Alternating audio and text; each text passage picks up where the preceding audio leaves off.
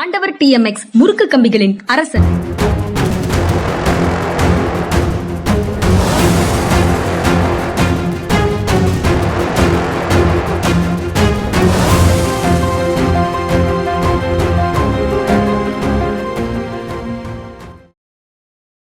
வணக்கம். இது மனிதா மனிதா.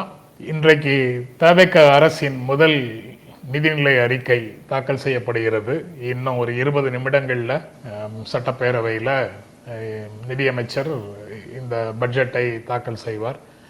எதிர்க்கட்சி தலைவர் உதயநிதி ஸ்டாலின் இப்போது சட்டப்பேரவைக்குள்ள வந்துட்டு இருக்கிறாரு. 10 மணிக்கு நடக்கும். ஏன் உதயநிதி ஸ்டாலின் இன்று சட்டப்பேரவைக்கு வந்து கொண்டிருக்கிறாருங்கிறத ஒரு செய்தியாக சொல்ல வேண்டியது இருக்கு. நேற்று முழுக்க அவரை சுற்றி ஒரு பெரிய சர்ச்சையும் வழக்கும் கைதும் விடுதலைன்னா ஜாமீனில் விடுதலையும் என்று ஒரு பெரிய கதை நடந்து முடிஞ்சிடுச்சு. ஏன் அப்படி நடக்குது, அதை எல்லாரும் எப்படி பார்க்குறாங்க, அது முதலமைச்சருக்கும் உதயநிதிக்கும் இடையில உண்டான, அதாவது முதலமைச்சருக்கும் எதிர்க்கட்சி தலைவருக்கும் விஜய்க்கும் உதயநிதிக்கும் எதிரே இருக்கக்கூடிய ஒரு கிளாஷ், ஈகோ கிளாஷா அல்லது தனிப்பட்ட முறையில் அவர்களுக்குள் ஏதேனும் பகையா? அப்படி ஏதேனும் பகை இருந்தால், மோதல் இருந்தால், அது தமிழ்நாட்டையும் தமிழ்நாட்டு மக்களையும் எப்படி பாதிக்கும்? அப்போ அவங்க அந்த பகையை அடிப்படையாக வச்சு அதிகாரத்தை யார் கையில் வைத்திருக்கிறார்களோ அவர்கள் எதிரே இருக்கக்கூடியவரை அழிக்க பார்க்கிறாரா, ஒடுக்க பார்க்கிறாரா?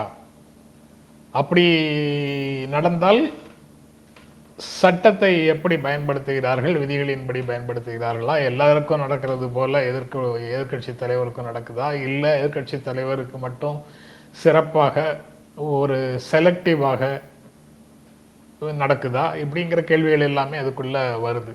அதுதான் முக்கியமானது, அதுதான் மக்களை பாதிக்கக்கூடியது. அது உதயநிதியை தானே பாதிக்குது, அது அனிதா ராதாகிருஷ்ணனை தானே பாதிக்குது, அது மார்க்கண்டேயனை தானே பாதிக்குது அப்படின்னு நாம பார்க்க முடியாது. அதுதான் மக்களை பாதிக்கக்கூடியது. இன்று அவர்களுக்கு நடக்கக்கூடியது தான் நாளை யாராக இருந்தாலும் சரி, அதிகாரத்தில் இருப்பவர்கள் எளிய மனிதர்களை அவர்களுக்கு எதிராக சட்டத்தை பயன்படுத்தக்கூடிய வாய்ப்பு இருக்கும். எம்எல்ஏக்கள், முன்னாள் அமைச்சர்கள், எதிர்க்கட்சி தலைவர், இவர்களுக்கே இந்த நிலை என்றால் சாதாரணமான மனிதர்கள் ஒரு பொருட்டே இல்லை அதிகாரத்தின் முன்னால அப்படின்ற செய்தி தான் அதுல முக்கியம். சட்டத்தின் ஆட்சி அனைவரையும் சமமாக நடத்துகிறதா, சிலரை சட்டத்தால் ஒடுக்குகிறதா அப்படிங்கிறது தான் அதுல முக்கியம்.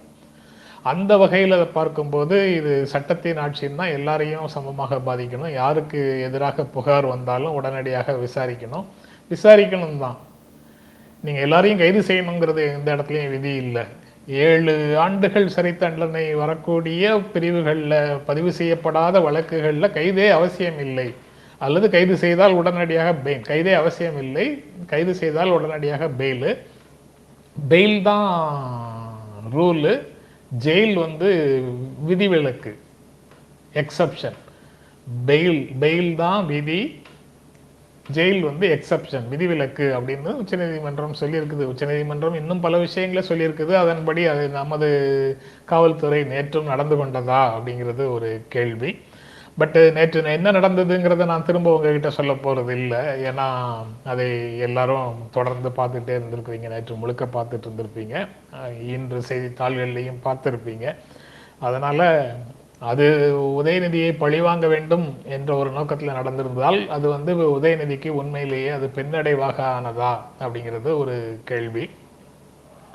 அப்படி ஆன மாதிரி தெரியல. மாறாக உதயநிதியை ஒரு திமுகவின் பெரிய தலைவராக அவரை உருவாக்கி தந்திருக்கிறது அந்த நெருக்கடி, அரசு கொடுத்த நெருக்கடி, அரசு செய்த கைது படலம் உதயநிதியை ஒரு அனுபவம் கொடுத்து, ஒரு அனுபவ ரீதியாக நெருக்கடிகளை எதிர்கொள்வதற்கான பயிற்சியை கொடுத்திருக்கிறது அப்படின்னு தான் நினைக்கிறேன். கட்சி ரீதியாக தேர்தலுக்கு பிறகு சோர்வுற்று இருந்தவர்கள் இருந்திருக்கலாம். கட்சிக்குள்ள ஏற்கனவே தங்களுக்கான நிலை உறுதி செய்யப்படவில்லைன்னு கொஞ்சம் ஒதுங்கி இருந்திருக்கலாம். தேர்தலுக்கு முன்னாலேயே தங்களுக்கு ஆட்சியில் திமுக ஆட்சி இருந்ததுனால தங்களுக்கு எந்த விதமான பலனும் இல்லை என்று ஒதுங்கி இருந்தவர்கள் இருந்திருக்கலாம். இப்படி இருந்த கட்சி மிஷினரிய, கட்சி தொண்டர்களை நேற்று உதயநிதியை அரசு கைது செய்தது என்ற செய்தி உசுப்பி விட்டது, ஊக்கப்படுத்தியது, வீதிகளில் இறங்கச் செய்தது. அவர்கள் எல்லா ஊர்களிலையும் சாலைகளுக்கு வந்து முழக்கங்களை திரண்டு வந்து முழக்கங்களை எழுப்பினார்கள் அப்படிங்கிறத பார்க்க முடிஞ்சுது. ஆக கட்சியை வந்து என்ஜின்ல ஆயில் போட்டு மிஷினரி ஒழுங்காக ஓடுவதற்கு தேவையான எரிபொருளை கொடுத்து கட்சியை உசுப்பி விட்டிருக்கிறது. இனி கட்சி வந்து வேகமாக செயல்படுவதற்கு தேவையான எரிபொருளை அரசு கொடுத்திருக்கிறது அப்படின்னு நம்ம பார்க்குறேன். சவால்னு வந்த உடனே 2ஆம் கட்ட நிர்வாகிகள், தலைவருக்கு நெருக்கமானவர்கள், இப்படி பல்வேறு நிர்வாகிகளும், எம்எல்ஏக்களும், முன்னாள் அமைச்சர்களும், தொண்டர்களும், ஆதரவாளர்களும், பொதுமக்களும் எல்லா இடங்கள்லையும் இந்த கைதுக்கு எதிராக தங்களுடைய உணர்வை வெளிப்படுத்தினார்கள் அப்படின்னு பார்க்க முடியும். அதுக்கப்புறம் இந்த ஒரு முக்கியமான அடுத்தடுத்த குற்றச்சாட்டுகள் இருக்குல்ல, அவர் வந்து பெண்களை இழிவுபடுத்தினார் அப்படின்னு. அது பெண்களை நான் இழிவுபடுத்தவில்லை, யாருக்கு எதிராகவும் பேசல, யாரையும் தவறாக பேசல. வழக்கு திரித்து போட்டு இருக்கிறார்கள், நான் அதை சட்டப்படி சந்திப்பேன் அப்படின்னு நேற்று உதயநிதி சென்னை தஞ்சையிலிருந்து கிளம்பி விசாரணை முடிந்து தஞ்சாவூர்ல இருந்து திருச்சி வந்து விமான நிலையத்தில் செய்தியாளர்கள்ட்ட பேசும்போது சொல்லிட்டார், நான் யாரையும் தவறாக பேசலை அப்படின்னு சொல்லிட்டார். எனக்கு அந்த எண்ணமே கிடையாது. சனாதன ஒழிப்பு பற்றி ஏற்கனவே பேசினாரு, அந்த பேச்சுக்கு வந்து திரித்து புரிந்து கொண்டது வட இந்தியா. அதனால அங்கங்கே வழக்கு போட்டாங்க. சனாதனத்தை ஒழிப்பேன்னு சொன்னதை சனாதனம்ங்கிறது இந்துக்களை ஒழிப்பேன்னு சொன்னாரு அப்படின்னு ஒரு புரிதலோட இந்துக்களை ஒழிப்பேன்னு சொன்னாருன்னு அங்கே பிரச்சாரமும் செய்தார்கள், வழக்குகளையும் போட்டார்கள். அது அப்படியே இன்னும் பெண்டிங்கில் தான் இருக்குது. அதே மாதிரி இந்த வழக்கும் பெண்டிங்கில் தான் இருக்கும் அப்படின்னு பார்க்கலாம். ஆனால் பெண்களை இழிவுபடுத்தினாரா அப்படிங்கிற கேள்விக்கு அப்படி ஒரு எண்ணமே தனக்கு இல்லை, அப்படி ஒரு நினைச்சு கூட நான் பார்க்க முடியாது. அப்படியே பெண்களை இழிவுபடுத்தும் விதமாக நான் பேசுறதுக்கு வாய்ப்பே கிடையாது. எங்கள் அப்பா அம்மா அப்படி என்ன வழக்கில் நான் ஒரு மனைவியோடு வாழ்க்கை நடத்தி கொண்டிருக்கிறேன். எனக்கு ஒரு தங்கை இருக்கிறார், எனக்கு ஒரு மகள் இருக்கிறார். இப்படி ஒரு எப்போதும் பெண்களோடு குடும்பத்தில் சேர்ந்து பயணிக்கக்கூடிய ஒரு சூழலில் என்னால் எப்படி அப்படி பேச முடியும் அப்படிங்கிற கேள்வியை அவர் வந்து முன் வச்சிருக்கிறாரு. நம்ம வாழ்க்கையில் சந்திக்கக்கூடிய எல்லாருமே நமக்கு நிறைய விஷயங்களை கற்றுக் கொடுத்துட்டு தான் இருக்கிறாங்க. ஆணாக இருந்தாலும் பெண்ணாக இருந்தாலும் நாம் சந்திக்கக்கூடிய எவருமே ஒர்த்து இல்லை அப்படின்னு நம்ம ஒதுக்குவதற்கு வழியே இல்லை. எல்லாருமே ஒர்த்து தான்.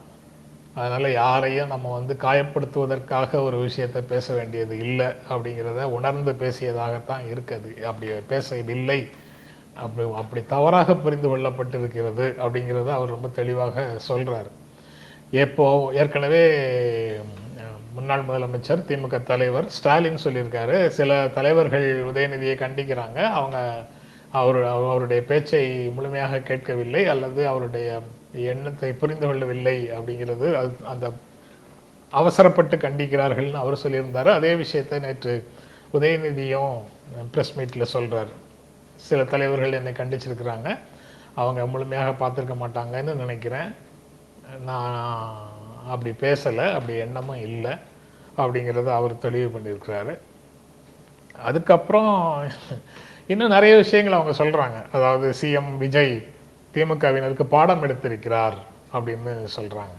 பாடம் திமுகவினருக்கு தவேக அரசு பாடம் எடுத்ததா இல்லை தவேகாவுக்கு திமுக பாடம் எடுத்ததா அப்படிங்கிறது சர்ச்சைக்குரிய ஒரு கேள்வி தான்.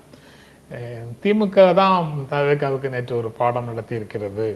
திமுக தலைவர்களை நினைச்ச மாதிரி கைது செய்து வழக்கு போடலாம், தவறுகளுக்காக கைது போடலாம். ஆனால் அவதூறாக பேசினாருங்கிறதுக்கு ஊர்பட்ட செக்ஷன் எல்லாம் போட்டு வழக்கு போடுவது பொய் வழக்காகத்தான் போகும். உண்மையிலேயே ஒரு குற்றச்சாட்டுக்கான வலிமையை கூட அது இழந்து போகிறது. அப்போ என்ன எஞ்சி நிற்குது? அவரை பழிவாங்க வேண்டும்ங்கிற உணர்வு மட்டும்தான் அதில் எஞ்சி இருக்கிறதாக ஒரு புரிதல் மக்களுக்கு வரும். அந்த புரிதல் தான் நேற்றும் வந்தது. அதுதான் நோக்கமாக கூட இருக்க முடியும் அப்படின்னு நினைக்கிறேன். பேசும்போது சொல்லலாம், எங்களுக்கு யாரையும் பழி வாங்கணும்னு நோக்கம் இல்லை, யாரையும் தண்டிக்க வேண்டும் என்று நோக்கம் இல்லை, சிறைக்கு அனுப்பும் நோக்கம் இல்லை அப்படின்னு சொல்லலாம். ஆனா என்ன நடந்தது? பாடம் கற்பிக்கக்கூடிய யாருக்கு யார் பாடம் கற்பித்தார்கள்? 8 மணிக்கு 8:20க்கு உதயநிதி வீட்டுக்கு போய் காவல்துறை என்ன சொன்னது? கைது செய்ய வந்திருக்கிறோம், அவருடைய பேச்சில் அவதூறு இருக்கு, அவதூறு தொடர்பாக கம்ப்ளைண்ட் இருக்கு, அதனால கைது செய்ய வந்திருக்கிறோம்னு சொன்னாங்க. கைது செய்யப்பட்டார்கள் அப்படின்னு செய்தி வந்தது. அதாவது 12 மணிக்கு மேலே பார்க்கலான்னு சொல்லும் போது கூட இல்லை, அது அப்படிலாம் நடக்கலை, அட்வொகேட்டு சொல்றாரு, அதனால நாங்கள் கைது செய்கிறோம் அப்படின்னு சொல்லி கைது செய்து கூப்பிட்டு போறாங்க. ஆனால் 2:15 மணிக்கு விசாரணை தொடங்கும் போது அரசு தரப்புல இருந்து என்ன சொல்றாங்க? அவரை கைது செய்யும் நோக்கமே எங்களுக்கு இல்லை, விசாரணைக்காக தான் அழைச்சிட்டு போறோம், சிறைக்கு அனுப்பும் ரிமாண்ட் பண்ற நோக்கமே இல்லை. அப்போ ஒரு மணி நேரம் 1.25 மணி நேரம் விசாரணைக்கு 10 மணி நேரம் செலவழிச்சு 8 மணி நேரம் டிராவல் பண்ணி 1 மணி நேரம் விசாரிக்கிறதுக்கு அவ்வளவு பெரிய போலீஸ் படையா? விசாரணைக்கு அழைக்கிறதா? அப்படி உதயநிதி குற்றம் செய்தவர் என்றால் அவருக்கு மேல வழக்கு போடுறீங்களா? போடுங்க, அவருக்கு அழைப்பாணை அனுப்புங்க, விசாரணைக்கு கூப்பிடுங்க. அது என்ன பேசினாரோ பேசினதுக்கு தொடர்பான செக்ஷன்ல மட்டும் ஒரு நியாயமான வழக்கை போட்டு விசாரணை நடத்துங்க.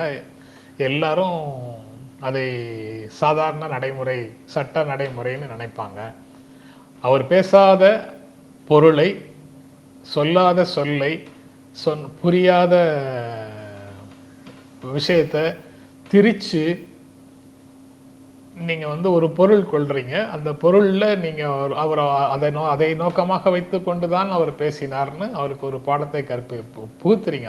அவர் மேல ஒரு கருத்தை திணித்து அந்த கருத்தின் மீது வழக்கை போடுறீங்க அப்படிங்கிறது தான் சிக்கல். அதுதான் அவருடைய கன்டென்ஷன். அதாவது நீங்க சொல்றத முழுக்க முழுக்க அரசு சொல்வதை அவர் முழுக்க முழுக்க மறுக்கிறார். அப்படிப்பட்ட ஒரு நிலையில தான் அந்த நிகழ்வை நீங்க பார்க்க வேண்டியது இருக்கு. வழி எங்கும் திமுக தொண்டர்கள் இருந்தாங்க. அந்த 8 மணி நேரம் தஞ்சாவூர் பயணத்துல தடுமாறியது அவர் ஒண்ணும் இல்லை. அவர் இங்கேருந்து புறப்படும் போது எப்படி சிரிச்சுட்டு இது தமாஷா நடக்குது, காமெடியா நடக்குதுன்னு சொன்னாரோ அதே மாதிரி முடிச்சுட்டு வர்ற வரைக்கும் வந்தாரு. இதுதான் நீங்க அவருக்கு கொடுத்த பயிற்சி. முந்தைய நாள் கூட்டத்துக்காக தஞ்சாவூர் போனாரு, அங்க பேசினாரு, திரும்ப வந்தாரு, லேட் நைட்ல வந்திருப்பாரு, தூங்கினாரு, தூங்க கூட விடாம காலையில எழுப்பிட்டீங்க, காவல்துறை எழுப்பியது, அவர் எழுந்து வந்தாரு, அதை கிண்டல் பண்றீங்க. அந்த டிராவல் கொடுத்த களைப்புலையும் மற்ற இயல்பான வேலைகளையும் செய்து முடிச்சுட்டு ரெடியாகி நீங்க கைது செய்யறீங்க, வெளியில கூட்டு போறீங்கன்னா அதுக்கு தகுந்த மாதிரி ரெடியாகி வர்றதுக்கு எடுத்துக்கொண்ட நேரத்தை கேலி செய்யறீங்க. சரி, ரைட்டு. ஆனா தடுமாற்றம்ங்கிறது எங்க வருது? கைது செய்கிறோம் அப்படின்னு சொல்றீங்க, உதயநிதி வீட்டுல காவல்துறை சொல்லுது. ஆனா நீதிமன்றத்துல கைது செய்யும் நோக்கம் இல்லை, ரிமாண்ட் பண்ற நோக்கம் இல்லை, ஒரு விசாரணைக்காகத்தான் அழைக்கிறோம் அப்படின்னு சொல்றாங்க. அரசுக்குள்ள ஷிஃப்ட் ஆகுது ஃபோக்கஸ். என்ன நோக்கம்னு சொல்றாங்களோ அது மாறி போகுது. என்ன நடந்தது? இடையில எதிர்ப்பு தான் வந்தது. எங்கிருந்தெல்லாம் வந்தது? பொதுமக்களிடத்திலேருந்து வந்தது. வேறு எங்க இருந்தும் அதிகார மட்டங்கள்ல இருந்து வந்ததா இல்லையாங்கிறது தெரியல. என்ன காரியம் பண்ணிட்டு இருக்கிறீங்க அப்படின்னு யாராவது அறிவுரை சொன்னாங்களா? தெரியல. அது முதலமைச்சருக்கு சொல்லப்பட்ட அறிவுரையா, தலைமைச் செயலருக்கு சொல்லப்பட்ட அறிவுரையா? தெரியல. அப்படி ஒரு அறிவுரை வந்துதான்னு தெரியல. ஆனா நிலை மாற்றம்ங்கிறது வந்துருச்சு. அப்ப ஆரம்பத்துல அதை ஒரு செயலாக, ஒரு சம்பவமாக சொல்றதுக்கு எடுத்த முயற்சிகள் இடையில் மாறி போச்சு. ஒண்ணு, தஞ்சை கிழக்குல வழக்கு பதிவு செய்யப்பட்டிருக்கிறது, அங்க போய் விசாரிக்க போறோம் அப்படின்னு சொன்னீங்க. அப்புறம் அது சின்ன பிரிமிசஸ், தஞ்சை தெற்குல தஞ்சாவூர் தெற்கு ஸ்டேஷன்ல விசாரிச்சுட்டு அனுப்புறோம் அப்படின்னு சொன்னதாக செய்திகள்ல பார்க்க சொல்றாங்க. அதுக்கப்புறம் போனது தஞ்சை தெற்குக்கும் போகல, இன்னொரு ஸ்டேஷனுக்கு போறீங்க, செங்கிப்பட்டிக்கு போறீங்க, காவல்துறை அழைச்சிட்டு போகுது. இதுதான் ஏன் அந்த தடுமாற்றம் அல்லது நிலை மாற்றம் ஏன் வருது? முதல்ல எஃப்ஐஆர் போட்ட இடத்துல தான் விசாரிக்கணும், அப்படி அதுக்காகத்தான் தஞ்சாவூர் கூட்டு போறோம் அப்படின்னு சொன்னது. இல்லாட்டா இங்கேயே விசாரிச்சுட்டு போகலாம். ஆனா அப்படி நடக்கல. அங்க போய் தஞ்சாவூர் கிழக்கு, தஞ்சாவூர் தெற்கு, செங்கிப்பட்டின்னு விசாரணை முடிஞ்சது. ரைட். அப்போ இதுவும் பாடம் வந்து இனிமேல் எப்படி அதையெல்லாம் செயல்படுத்த வேண்டும் அப்படிங்கிற பாடத்தை திமுக தான் உங்களுக்கு எடுக்குது.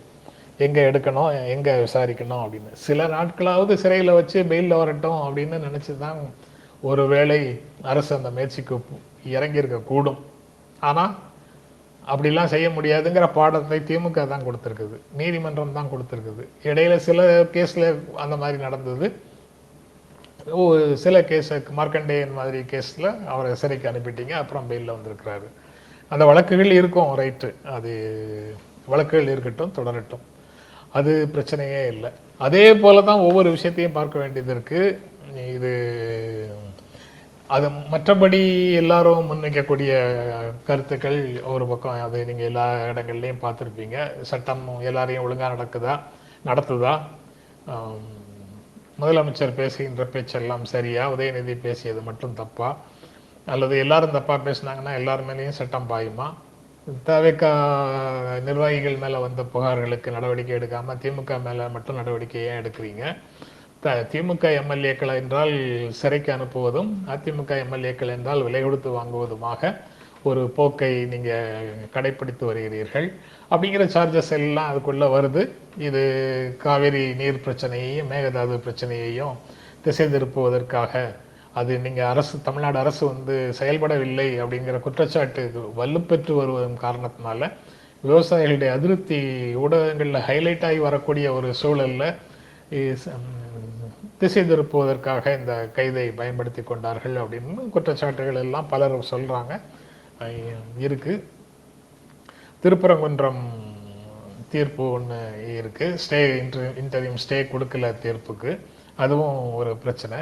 அதுக்கப்புறம் அந்த ஹார்ஸ் ட்ரேடிங் அப்படின்ற பெரிய ஒரு வழக்கு நடந்தது இல்லை, தேவைக்கு அரசை கவிழ்ப்பதற்கு சதின்னு முதல்ல சொன்னாங்க. அதுக்கப்புறம் அப்படி இல்லை, அரசை கவிழ்ப்பதற்கான சதி இல்லை அப்படின்னு மாறிடுச்சு.